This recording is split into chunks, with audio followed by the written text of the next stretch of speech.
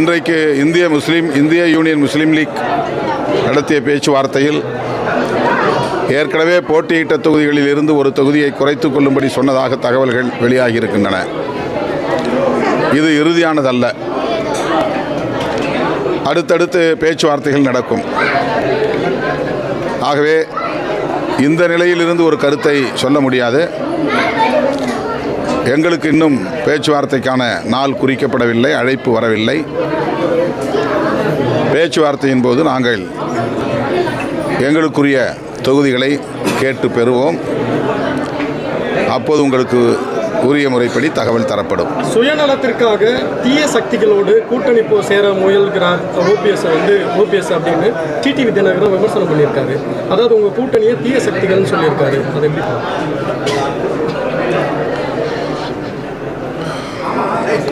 அவர்கள் ஜெயலலிதா அம்மையாருக்கு பிறகு 2-3 குழுக்களாக சிதறி போனார்கள். அவர்கள் அனைவரும் ஒன்றுபட வேண்டும் என்பது எங்களுக்குமான ஒரு கருத்து. நாங்கள் அதை தொடர்ந்து சொல்லி வந்திருக்கிறோம். அதிமுக சிதறி கிடக்கக்கூடாது, ஒருங்கிணைய வேண்டும் என்பதை. ஆனால் அதற்கு திரு டிடிவி தினகரன் போன்றவர்கள் என்ன முயற்சி எடுத்தார்கள்? அதிமுக ஒரே அணியாக இருப்பதற்கு அவர்களுக்கிடையில் ஏன் அந்த முயற்சி நடக்கவில்லை அல்லது அந்த முயற்சி வெற்றி பெறவில்லை? ஒவ்வொருவருக்கும் அவரவர் கட்சியை அல்லது அமைப்பை தற்காத்து கொள்ள வேண்டிய தேவை இருக்கிறது. அதன் அடிப்படையில் ஓபிஎஸ் இந்த நிலைப்பாட்டை எடுத்திருக்கலாம். ஆனால் அவர் எடப்பாடி அவர்களோடு சேர்ந்து பணியாற்ற வெளிப்படையான ஒரு கருத்தை வெளிப்படுத்தினார். வெளிப்படையாகவே கூறினார். அதிமுகவோடு எடப்பாடியோடு இணைந்து செயல்பட தயார் என்கிற கருத்தை ஏற்கனவே அவர் வெளிப்படையாக சொல்லியிருக்கிறார். ஆனாலும் அவரை சேர்த்து கொள்ள ஒன்றுபட்ட அதிமுகவை உருவாக்க யாரும் முயற்சிக்கவில்லை என்பது உண்மைதானே?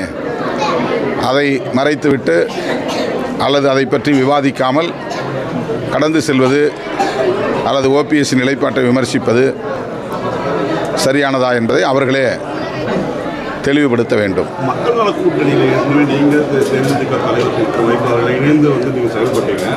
இப்போ மீண்டும் நீங்கள் தெரிஞ்சு திமுக இணைந்ததுக்கப்புறம் நேற்று தேமுதிக திமுக இணைந்திருக்கு. எது உங்களோட அனுபவம் அது இருக்கணும். வர தேர்தல் எப்படி பாருங்கள்? இல்லை, தேமுதிக எங்களோடு இணைந்ததில் எங்களுக்கு மகிழ்ச்சி. எங்கள் கூட்டணி வலிமை பெற்றிருக்கிறது. அனைத்து கூட்டணி கட்சிகளுக்கும் அல்லது தோழமை கட்சிகளுக்கும் அவரவர் சக்திக்கு ஏற்ப உரிய மதிப்பை திமுக தலைமை வழங்கும், உரிய இடங்களை ஒதுக்கும் என்று நான் நம்புகிறேன். கூட்டணி கட்சிகளை திமுக வரவேற்றிருக்கிற நிலையில் ராமதாஸ் தரப்பு பாமக கூட்டணியில் இணைவதற்கு விடுதலை சிறுத்தை தான் முட்டுக்கட்டையாக இருக்கிறதா ஒரு குற்றச்சாட்டு. இது தவறான கருத்து. திமுக அப்படி ஒரு முடிவை எடுத்தால் நாங்கள் எங்கள் நிலைப்பாட்டில் உறுதியாக இருப்போம் என்று மட்டும்தான் சொன்னோம். அது ஏற்கனவே 2011 நாங்கள் எடுத்த முடிவு. இந்த தேர்தலின் போது நாங்கள் எடுத்த முடிவு அல்ல.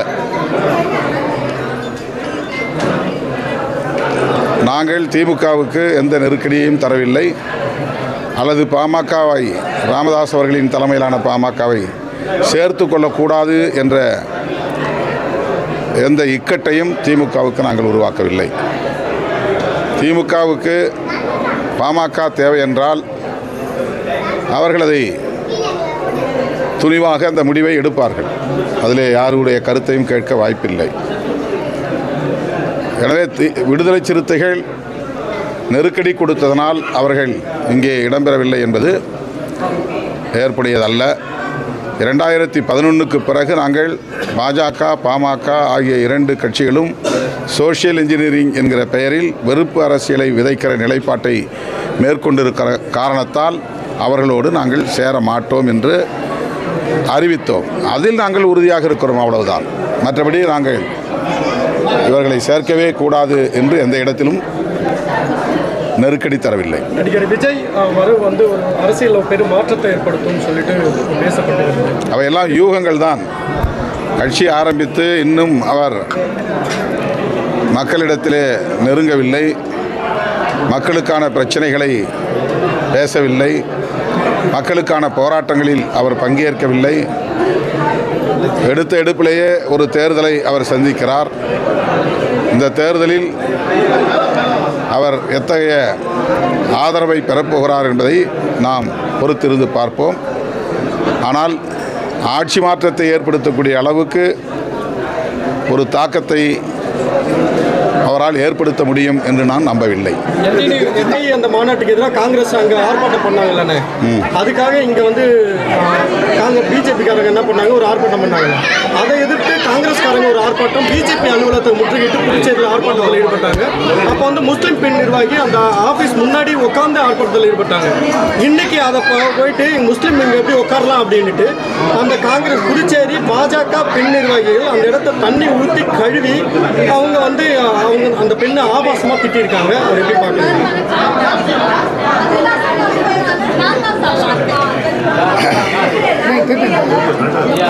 பாஜக மற்றும் RSS ஆகிய சங் பரிவார்கள்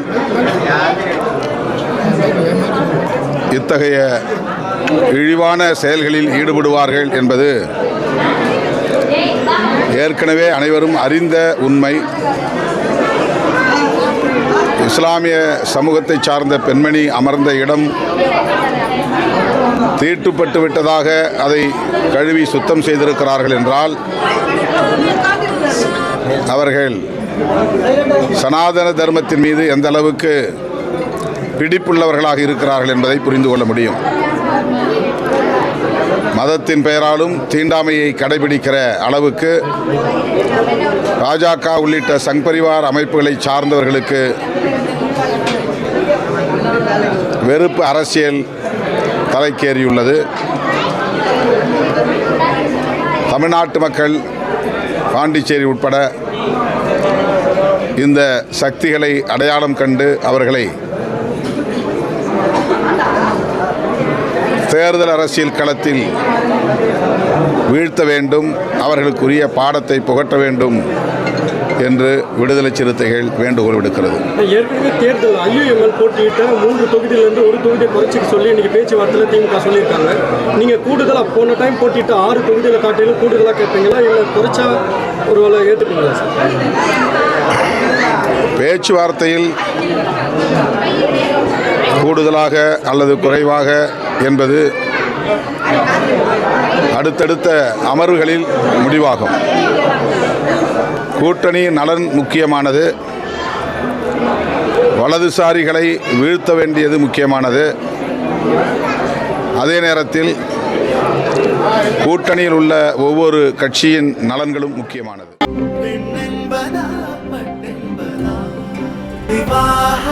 மணப்பெண்ணின் பிரத்யேகமான திருமணம் விவாஹா தி சென்னை சில்க்ஸ்.